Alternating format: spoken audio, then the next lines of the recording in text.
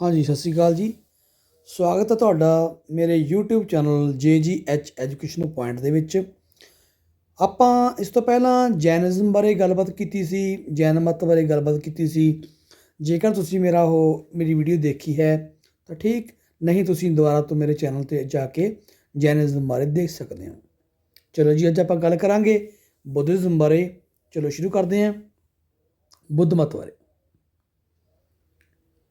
ਬੁੱਧਿਜ਼ਮ ਜਾਂ ਬੁੱਧ ਮਤ। ਬੁੱਧ ਮਤ ਦੇ ਜੋ ਸੰਸਥਾਪਕ ਨੇ ਉਹ ਮਹਾਤਮਾ ਬੁੱਧ ਜੀ ਹਨ।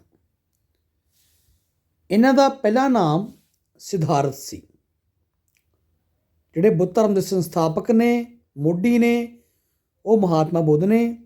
ਇਹਨਾਂ ਦਾ ਪਹਿਲਾ ਨਾਮ ਸਿਧਾਰਥ ਸੀ।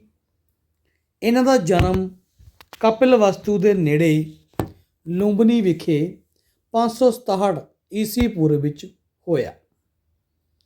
ਇਹਨਾਂ ਦੇ ਪਿਤਾ ਦਾ ਨਾਮ ਸੁਯੋਧਨ, ਜਿਹੜੇ ਕਿ ਸ਼ਾਕਿਆ ਗਣਰਾਜ, ਇਹ ਨੇਪਾਲ ਦੇ ਵਿੱਚ ਹੈ, ਦੇ ਮੁਖੀ ਸਨ, ਜਿਸ ਦੀ ਰਾਜਧਾਨੀ ਕਪਿਲਵਸਤੂ ਸੀ।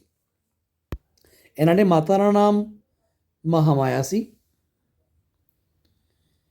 ਜਦੋਂ ਛੋਟੇ ਸੀ ਤਾਂ ਆਸ਼ਿਤ ਨਾਮ ਦੇ ਰਿਸ਼ੀ ਨੇ ਮਹਾਨ ਬਣਨ ਦੀ ਭਵਿੱਖਬਾਣੀ ਕੀਤੀ ਸੀ ਇਹਨਾਂ ਬਾਰੇ।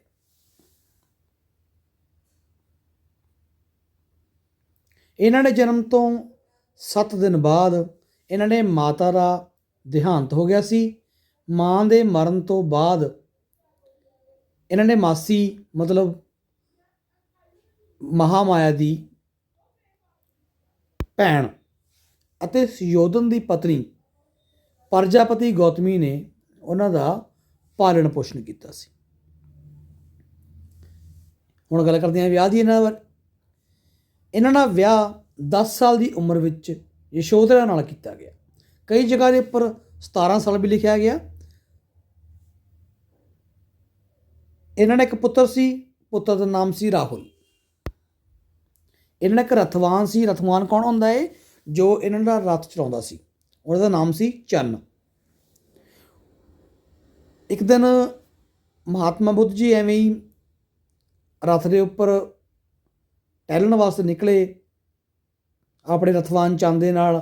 ਤਾਂ ਇਹਨਾਂ ਨੇ 4 ਮਹਾਨ ਦ੍ਰਿਸ਼ ਦੇਖੇ, ਜਿਹਨੂੰ ਆਪਾਂ 4 ਮੇਜਰ ਸਾਈਟਸ ਬੋਲ ਦਿੰਦੇ ਹਾਂ। ਕੀ ਦੇਖਿਆ? ਨੰਬਰ 1 'ਤੇ ਇਹਨਾਂ ਨੇ ਇੱਕ ਬੁੱਢਾ ਆਦਮੀ ਦੇਖਿਆ, ਓਲਡ ਮੈਨ। ਇੱਕ ਰੋਗੀ ਦੇਖਿਆ, ਇੱਕ ਆਦਮੀ ਦੀ ਅਰਥੀ ਦੇਖੀ ਅਤੇ ਇੱਕ ਸਾਧੂ ਨੂੰ ਦੇਖਿਆ। ਇਹ 4 ਮਹਾਨ ਦ੍ਰਿਸ਼ ਦੇਖ ਕੇ ਇਹਨਾਂ ਨੇ ਮਨ ਉੱਤੇ ਬੜਾ ਡੂੰਘਾ ਪ੍ਰਭਾਵ ਪਿਆ। ਹੁਣ ਤੁਸੀਂ ਸੋਚਦੇ ਹੋਵੋਗੇ ਵੀ ਇਹਨਾਂ ਨੇ ਮਨ 'ਤੇ ਪ੍ਰਭਾਵ ਕਿੱਦਾਂ ਪਿਆ। ਜਿਹੜੇ ਇੱਧਰ ਦੀਆਂ ਮਹਾਨ ਆਤਮਾਵਾਂ ਹੁੰਦੀਆਂ ਨੇ, ਜਦੋਂ ਉਹਨਾਂ ਨੂੰ ਕੋਈ ਇੱਦਾਂ ਦਾ ਸੀਨ ਦਿਖਦਾ ਹੈ, ਜਿਵੇਂ ਕਿ ਪਹਿਲਾਂ ਉਹਨਾਂ ਨੇ ਬੁੱਢਾ ਦੇਖਿਆ ਵੀ ਇਹ ਸਰੀਰ ਜੋ ਮੇਰਾ ਅੱਜ ਹੈ ਇਹ ਅੱਗੇ ਜਾ ਕੇ ਬੁੱਢਾ ਹੋ ਜਾਵੇਗਾ। ਇੱਕ ਰੋਗੀ ਦੇਖਿਆ, ਇਹ ਸਰੀਰ ਦੀ ਹਾਲਤ ਰੋਗ ਤੋਂ ਬਾਅਦ ਕਿੱਦਾਂ ਦੀ ਹੋ ਜਾਂਦੀ ਹੈ। ਆਦਮੀ ਦੀ ਅਰਥੀ ਦੇਖੀ ਵੀ ਹਰ ਇੱਕ ਨੇ ਇਸ ਅਰਥੀ ਦੇ ਉੱਪਰ ਹੀ ਜਾਣਾ ਹੈ। ਇੱਕ ਸਾਧੂ ਦੇਖਿਆ ਵੀ ਕਿ ਉਹ ਇਨਸਾਨ ਹੈ ਵੀ ਕਿੱਦਾਂ ਆਪਣੇ ਘਰ-ਬਾਰ ਛੱਡ ਕੇ ਗਿਆਨ ਦੀ ਪ੍ਰਾਪਤੀ ਵਾਸਤੇ ਤੁਰਿਆ ਫਿਰਦਾ ਹੈ। ਮਤਲਬ ਇਹਨਾਂ ਗੱਲਾਂ ਦਾ ਉਹਨਾਂ ਦੇ ਮਨ ਉੱਤੇ ਬੜਾ ਪ੍ਰਭਾਵ ਪਿਆ। ਉਸੇ ਰਾਤ ਆਪਣੀ ਪਤਨੀ ਅਤੇ ਬੇਟੇ ਨੂੰ ਸੁੱਤਾ ਛੱਡ ਕੇ ਸੱਚ ਦੀ ਖੋਜ ਲਈ ਚੱਲ ਪਏ। ਉਸ ਵੇਲੇ ਇਹਨਾਂ ਦੀ ਉਮਰ 29 ਸਾਲ ਦੀ ਸੀ। ਅੱਗੇ ਗੱਲ ਕਰਦੇ ਆਪਾਂ ਗਿਆਨ ਦੀ।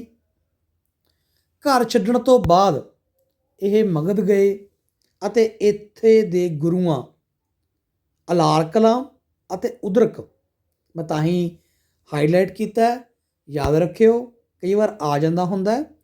2 ਗੁਰੂ ਮਗਧ ਗਏ, ਉੱਥੇ ਜਾ ਕੇ 2 ਗੁਰੂ ਮਿਲੇ। ਇੱਕ ਦਾ ਨਾਮ ਸੀ ਅਲਾਰ ਕਲਾਂ ਅਤੇ ਦੂਜੇ ਦਾ ਨਾਮ ਸੀ ਉਦਰਕ। ਤੋਂ ਇਹਨਾਂ ਨੇ ਸਿੱਖਿਆ ਹਾਸਲ ਕੀਤੀ, ਪਰ ਮਨ ਨੂੰ ਸ਼ਾਂਤੀ ਨਾ ਮਿਲੀ। ਫਿਰ 5 ਸਾਥੀਆਂ ਦੇ ਨਾਲ ਉਰਵੇਲਾ ਦੇ ਜੰਗਲਾਂ ਵਿੱਚ ਗਏ, ਜਾਂ ਆਪਾਂ ਇਹ ਕਹਿ ਸਕਦੇ ਹਾਂ ਅਲਾਰ ਕਲਾਮ ਅਤੇ ਉਦਰਕ ਕੋਲ ਜਦੋਂ ਇਹ ਸਿੱਖਿਆ ਹਾਸਲ ਕਰਦੇ ਸੀ ਤਾਂ ਉੱਥੇ ਇਹਨਾਂ ਦੇ 5 ਸਾਥੀ ਬਣ ਗਏ ਸੀ। ਜਿਨ੍ਹਾਂ ਦੇ ਨਾਲ ਇਹ ਉਰਵੇਲਾ ਦੇ ਜੰਗਲਾਂ ਵਿੱਚ ਚਲੇ ਗਏ। ਉੱਥੇ ਜਾ ਕੇ ਇਹਨਾਂ ਨੇ 6 ਸਾਲ ਤਪ ਕੀਤਾ। ਪਰ ਜਿਹੜੇ ਇਹਦੇ ਸਾਥੀ ਸੀ, ਇਹਨਾਂ ਦੇ 5 ਸਾਥੀ ਇਹਨਾਂ ਨੂੰ ਛੱਡ ਕੇ ਚਲੇ ਗਏ ਸੀ। ਇਸ ਤੋਂ ਬਾਅਦ ਇਹ ਬੋਧ ਗਿਆ ਗਏ। ਬੋਧ ਗਿਆ ਬਿਹਾਰ ਦੇ ਵਿੱਚ ਹੈ। ਉੱਥੇ ਨਿਰੰਜਨਾ ਨਦੀ ਦੇ ਕੰਢੇ ਪਿੱਪਲ ਦੇ ਰੁੱਖ ਦੇ ਥੱਲੇ ਸਮਾਧੀ ਲਗਾ ਲਈ ਇਹਨਾਂ ਨੇ। 48 ਦਿਨਾਂ ਮਗਰੋਂ ਪੂਰਨਮਾਸ਼ੀ ਵਾਲੇ ਦਿਨ ਸਰਵ ਉੱਚ ਗਿਆਨ ਦੀ ਪ੍ਰਾਪਤੀ ਹੋਈ। ਇਸ ਕਾਰਨ ਹੀ ਇਹ ਬੁੱਧ ਅਖਵਾਏ। ਬੋਧ ਗਿਆ ਵਿੱਚ ਸੀਗੇ ਤੇ ਜਿਹੜਾ ਪਿੱਪਲ ਦਰਖਤ ਥੱਲੇ ਬੈਠੇ ਸੀਗੇ ਉਹਨੂੰ ਬੋਧੀ ਰੁੱਖ ਕਿਹਾ ਜਾਂਦਾ ਹੈ। ਇਹ ਵੀ ਨੋਟ ਕਰ ਲਿਓ। ਬੋਧ ਗਿਆ ਗਏ, ਉੱਥੇ ਜਾ ਕੇ ਗਿਆਨ ਦੀ ਪ੍ਰਾਪਤੀ ਹੋਈ ਤਾਂ ਇਹ ਬੁੱਧ ਅਖਵਾਏ। ਤੇ ਜਿਹੜੇ ਪਿੱਪਲ ਦੇ ਦਰਖਤ ਥੱਲੇ ਬੈਠੇ ਸੀਗੇ ਉਸ ਨੂੰ ਬੋਧੀ ਰੁੱਖ ਕਿਹਾ ਜਾਂਦਾ।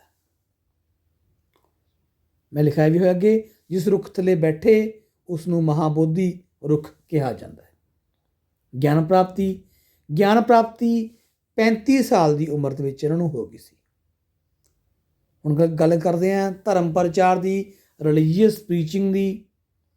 ਸਭ ਤੋਂ ਪਹਿਲਾਂ ਇਹ ਬਨਾਰਸ ਕੋਲ ਸਾਰਨਾਥ ਗਏ ਅਤੇ ਆਪਣੇ ਸਾਥੀਆਂ ਨੂੰ ਉਪਦੇਸ਼ ਦੇ ਕੇ ਆਪਣਾ ਪੈਰੋਕਾਰ ਬਣਾਇਆ। 45 ਸਾਲ ਇਹਨਾਂ ਨੇ ਇੱਥੇ ਪ੍ਰਚਾਰ ਕੀਤਾ। ਪੈਰੋਕਾਰ ਮਗਧ ਦਾ ਬਿੰਬੀਸਾਰ, ਕੌਸ਼ਲ ਦਾ ਪ੍ਰਸੇਨਜਿਤ, ਕੁਸਾਬੀ ਦਾ ਉਦਯਨ, ਵੈਸ਼ਾਲੀ ਦੀ ਵੇਸ਼ਵਾ, ਅਮਰਪਾਲੀ, ਕਪਿਲ ਵਸਤੂ ਦਾ ਸੁਯੋਧਨ ਪਿਤਾ ਸੀ ਜੋ ਇਹਨਾਂ ਨੇ, ਉਹ ਕਪਿਲ ਵਸਤੂ ਦਾ ਸੁਯੋਧਨ ਤਾਂ ਹੀ ਲਿਖਿਆ ਹੋਇਆ ਜੋ ਇਹਨਾਂ ਨੇ ਪਿਤਾ ਸੀ, ਉਹਨਾਂ ਨੂੰ ਵੀ ਗਿਆਨ ਦਿੱਤਾ ਇਹਨਾਂ ਨੇ। ਰਾਣੀ ਪ੍ਰਜਾਪਤੀ ਗੌਤਮੀ ਜਿਹੜੀ ਕਿ ਇਹਨਾਂ ਨੇ ਮਾਤਾ ਜੀ ਸੀ, ਪਤਨੀ ਯਸ਼ੋਧਰਾ, ਪੁੱਤਰ ਰਾਹੁਲ, ਇਹ ਇਹਨਾਂ ਨੇ ਪੈਰੋਕਾਰ ਬਣੇ। ਬਾਅਦ ਵਿੱਚ ਉਹਨਾਂ ਨੂੰ ਗਿਆਨ ਦਿੱਤਾ ਤੇ ਸਮਰਾਟ ਅਸ਼ੋਕ, ਕਨਿਸ਼ਕ ਅਤੇ ਹਰਸ਼ਵਰਧਨ ਨੇ ਵੀ ਬਾਅਦ ਵਿੱਚ ਬੁੱਧ ਧਰਮ ਨੂੰ ਅਪਣਾਇਆ। ਮਹਾਪਰਿਨਿਰਵਾਣ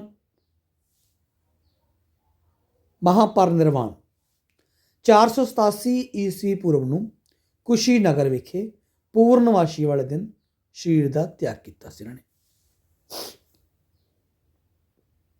ਉਸ ਸਮੇਂ ਇਹਨਾਂ ਦੀ ਉਮਰ 80 ਸਾਲ ਦੀ ਸੀ। ਹੁਣ ਗੱਲ ਕਰਦੇ ਇਹਨਾਂ ਦੀਆਂ ਸਿੱਖਿਆਵਾਂ ਦੀ, ਟੀਚਿੰਗਸ ਦੀ। ਨੰਬਰ ਤੇ 4 ਨੋਬਲ ਟਰੂਥਸ, 4 ਸੱਚਾਈਆਂ। ਪਹਿਲੀ ਕਿਹੜੀ ਹੈ? ਸੰਸਾਰ ਦੁੱਖਾਂ ਦਾ ਘਰ ਹੈ। ਦੇਖਿਆ ਜਾਵੇ ਤਾਂ ਸੰਸਾਰ ਦੇ ਵਿੱਚ ਜਦੋਂ ਮਨੁੱਖ ਆਉਂਦਾ ਹੈ ਤਾਂ ਵਾਕਈ ਸੰਸਾਰ ਦੁੱਖਾਂ ਦਾ ਘਰ ਹੈ। ਖਵਾਇਸ਼ਾਂ ਮਨੁੱਖ ਦੇ ਦੁੱਖਾਂ ਦਾ ਕਾਰਨ ਹੈ। ਜਿਹੜੀਆਂ ਸਾਡੀਆਂ ਖਵਾਇਸ਼ਾਂ ਨੇ, ਜੇ ਕੋਈ ਮਨੁੱਖ ਖਵਾਇਸ਼ ਨਹੀਂ ਕਰਦਾ, ਇੱਕ ਕਹਾਵਤ ਵੀ ਹੈ, ਜਿਸ ਕੋ ਕੁਛ ਨਹੀਂ ਚਾਹੀਏ ਵਹੀ ਸ਼ਹਿਨशाह। ਅਤੇ ਖਵਾਇਸ਼ਾਂ ਜਦੋਂ ਵੱਧ ਜਾਂਦੀਆਂ ਤਾਂ ਮਨੁੱਖ ਹੱਥ ਪੈਰ ਮਾਰਦਾ ਹੈ, ਉਹ ਖਵਾਇਸ਼ਾਂ ਨੂੰ ਪੂਰੀਆਂ ਕਰਨ ਦੀ ਕੋਸ਼ਿਸ਼ ਕਰਦਾ ਹੈ। ਸੋ ਇਹਨਾਂ ਨੇ ਲਿਖਿਆ ਖਵਾਇਸ਼ਾਂ ਮਨੁੱਖ ਦੇ ਦੁੱਖਾਂ ਦਾ ਕਾਰਨ ਨੇ। ਖਵਾਇਸ਼ਾਂ ਦਾ ਤਿਆਗ ਕਰੋ। ਜੇਕਰ ਅਸੀਂ ਆਪਣੀਆਂ ਖਵਾਇਸ਼ਾਂ ਦਾ ਤਿਆਗ ਕਰਦੇ ਹਾਂ ਤਾਂ ਅਸੀਂ ਦੁੱਖਾਂ ਤੋਂ ਵੀ ਬਚ ਕੇ ਰਹਾਂਗੇ। ਖਵਾਇਸ਼ਾਂ ਦਾ ਅੰਤ ਅਸ਼ਟ ਮਾਰਗ ਵੱਲ ਲੈ ਜਾਂਦਾ ਹੈ। ਜੇਕਰ ਖਵਾਇਸ਼ਾਂ ਦਾ ਆਪਾਂ ਅੰਤ ਕਰ ਦਿਆਂਗੇ ਤਾਂ ਸਾਨੂੰ ਸਰਵ ਉੱਚ ਗਿਆਨ ਦੀ ਪ੍ਰਾਪਤੀ ਹੋ ਜਾਵੇਗੀ।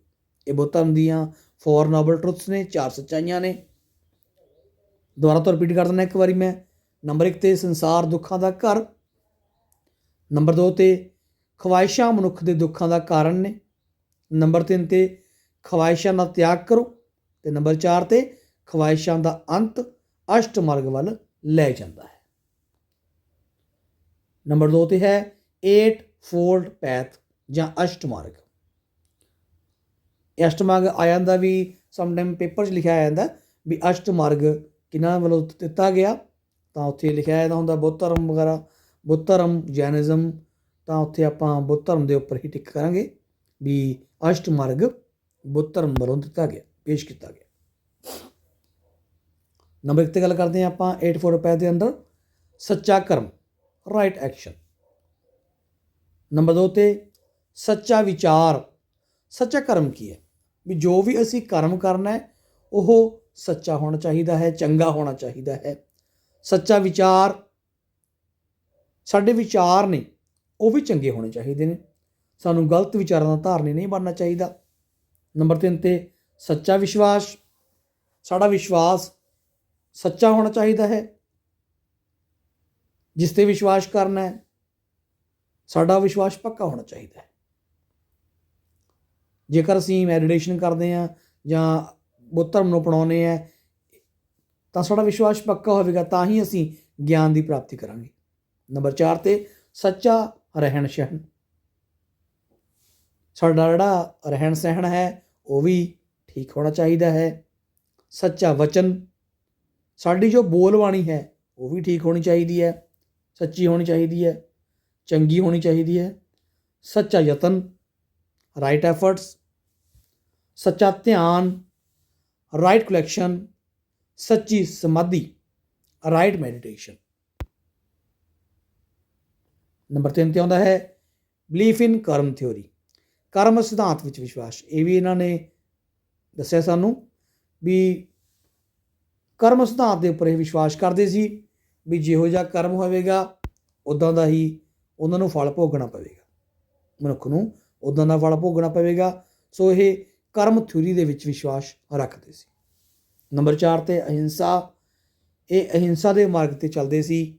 ਜਿਹਨਾਂ ਨੇ ਅਹਿੰਸਾ ਦੇ ਮਾਰਗ 'ਤੇ ਚੱਲਣ ਨੂੰ ਕਿਹਾ ਵੀ ਅਸੀਂ ਕਿਸੇ ਦਾ ਵੈਰ ਵਿਰੋਧ ਨਹੀਂ ਕਰਨਾ, ਕਿਸੇ ਨਾਲ ਲੜਾਈ ਝਗੜਾ ਨਹੀਂ ਕਰਨਾ, ਸਾਨੇ ਹਿੰਸਾ ਦੇ ਮਾਰਗ ਨੂੰ ਨਹੀਂ ਅਪਣਾਉਣਾ, ਹਮੇਸ਼ਾ ਅਹਿੰਸਾ ਦੇ ਮਾਰਗ ਦੇ ਉੱਤੇ ਹੀ ਚੱਲਣਾ।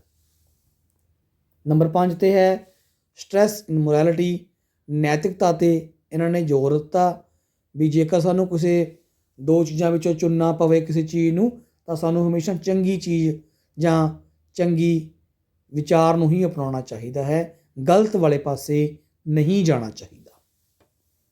ਨੰਬਰ 6 'ਤੇ ਹੈ ਯੂਨੀਵਰਸਲ ਬ੍ਰਦਰਹੁੱਡ, ਆਪਸੀ ਭਾਈਚਾਰਾ ਜਾਂ ਆਪਸੀ ਭਰਾਤਰੀ ਭਾਵ। ਸਾਨੂੰ ਹਮੇਸ਼ਾ ਰਲ ਮਿਲ ਕੇ ਰਹਿਣਾ ਚਾਹੀਦਾ ਹੈ, ਇਹਨਾਂ ਬਾਰੇ ਵੀ ਬੁੱਧ ਧਰਮ ਨੇ ਕਿਹਾ। ਨੰਬਰ 7 'ਤੇ ਹੈ ਡਿਸਬਲੀਫ ਇਨ ਯਜਨਾਸ ਐਂਡ ਸੈਕਰੀਫਾਈਸਿਸ, ਯੱਗਾਂ ਅਤੇ ਬਲੀਆਂ ਵਿੱਚ ਅਵਿਸ਼ਵਾਸ। ਜੇਕਰ ਆਪਾਂ ਪਿੱਛੇ ਮੁੜ ਕੇ ਦੇਖੀਏ ਤਾਂ ਆਪਾਂ ਵੈਦਿਕ ਸੱਭਿਅਤਾ ਬਾਰੇ ਦੇਖਿਆ ਸੀ, ਜਿਹਦੇ ਵਿੱਚ ਉਹਨਾਂ ਨੇ ਯੱਗਾਂ ਅਤੇ ਬਲੀਆਂ ਬਾਰੇ ਦੱਸਿਆ ਸੀ। ਉਹਨਾਂ ਦਾ ਵਿਸ਼ਵਾਸ ਸੀ, ਉਹ ਯੱਗ ਕਰਦੇ ਸੀ ਅਤੇ ਬਲੀਆਂ ਵੀ ਦਿੰਦੇ ਸੀ। ਪਰ ਬੁੱਧਿਜ਼ਮ ਨੇ ਇਹਨਾਂ ਦਾ ਖੰਡਨ ਕੀਤਾ ਹੈ, ਉਹ ਇਹਨਾਂ ਨੂੰ ਨਹੀਂ ਮੰਨਦੇ ਸੀ, ਇਹਨਾਂ ਨੂੰ ਅਤੇ ਇਹਨਾਂ ਦਾ ਵਿਸ਼ਵਾਸ ਨਹੀਂ ਸੀ। ਨੰਬਰ 8 'ਤੇ ਹੈ ਡਿਸਬਲੀਫ ਇਨ ਵੇਦਾਸ ਐਂਡ ਸੰਸਕ੍ਰਿਤ, ਇਹ ਵੇਦਾਂ ਅਤੇ ਸੰਸਕ੍ਰਿਤ ਵਿੱਚ ਵੀ ਵਿਸ਼ਵਾਸ ਨਹੀਂ ਰੱਖਦੇ ਸੀ, ਇਹਨਾਂ ਦੇ ਉੱਪਰ ਵੀ ਇਹਨਾਂ ਦਾ ਅਵਿਸ਼ਵਾਸ ਸੀ। ਨੰਬਰ 9 'ਤੇ ਹੈ ਡਿਸਬਲੀਫ ਇਨ ਕਾਸਟ ਸਿਸਟਮ, ਜਾਤੀ ਪ੍ਰਥਾ ਵਿੱਚ ਅਵਿਸ਼ਵਾਸ।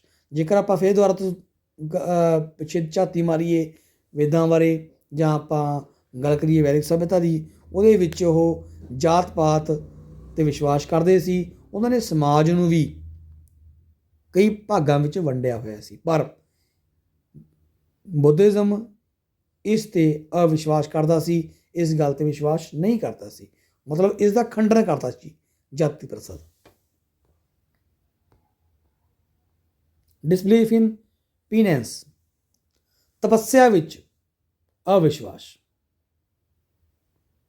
ਨੰਬਰ 11 'ਤੇ ਨਿਰਵਾਣ, ਨਿਰਵਾਣ ਹੁੰਦਾ ਹੈ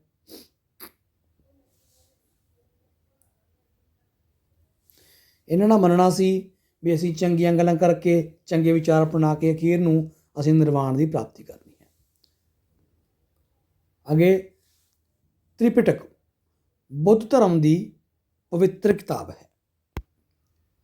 ਇਸ ਦੀਆਂ 3 ਖੰਡ ਨੇ ਜਾਂ 3 ਭਾਗ ਨੇ, ਜਿਹਦੇ ਕਿਹੜੇ ਕਿਹੜੇ ਨੇ ਉਹ ਵਿਨਯ ਪਿਟਕਾ, ਸੂਤ ਪਿਟਕਾ ਅਤੇ ਅਭਿਧਾਮਾ ਪਿਟਕਾ, ਅਤੇ ਇਹ ਪਾਲੀ ਭਾਸ਼ਾ ਦੇ ਵਿੱਚ ਲਿਖੀ ਗਈ ਹੈ। ਹੁਣ ਦੇਖਿਆ ਜਾਵੇ ਤਾਂ ਬੁੱਧਿਜ਼ਮ ਨੂੰ 2 ਭਾਗਾਂ 'ਚ ਵੰਡਿਆ ਗਿਆ, ਜਾਂ 2 ਭਾਗ ਨੇ ਇਹਦੇ। ਨੰਬਰ 1 'ਤੇ ਹੈ ਹੀਣਯਾਨ, ਨੰਬਰ 2 'ਤੇ ਮਹਾਯਾਨ।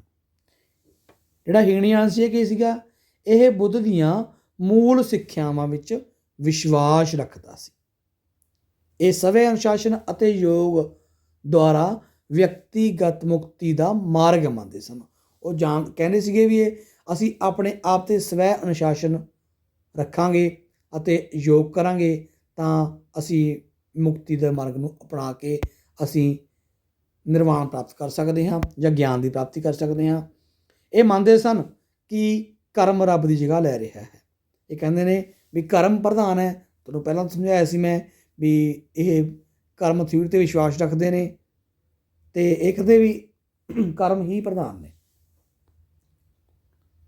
ਦੂਜਾ ਪਾਠ ਹੈ ਮਹਾਯਾਨਾ ਜਾਂ ਮਹਾਯਾਨ। ਇਹ ਮੂਰਤੀ ਪੂਜਾ ਵਿੱਚ ਵਿਸ਼ਵਾਸ ਕਰਦੇ ਸੀ।